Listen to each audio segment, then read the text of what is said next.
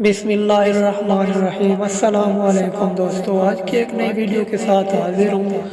کہا جاتا ہے کہ حاتم طائی نے ایک جگہ 70 دروازے بنوائے تھے، جو جس دروازے سے چاہتا داخل ہوتا اور اس سے کچھ طلب کرتا اور حاتم طائی اسے دے دیتی۔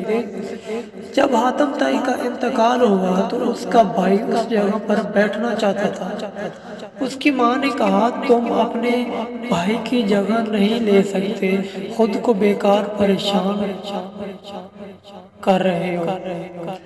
حاتم طائی کا بھائی نہ مانا اور اس جگہ بیٹھ گیا۔ اپنی بات ثابت کرنے کے لیے اس کی والدہ نے پرانے کپڑے پہنے اور بھکاری کے روپ میں اپنے بیٹے کے پاس آئی اور کچھ مانگا۔ جب اسے مل گیا تو وہ دوسرے دروازے سے آئی اور پھر کچھ طلب کیا۔ حاتم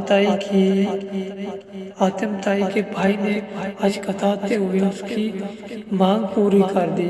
اس بار اس کی ماں تیسرے دروازے سے آئی اور کچھ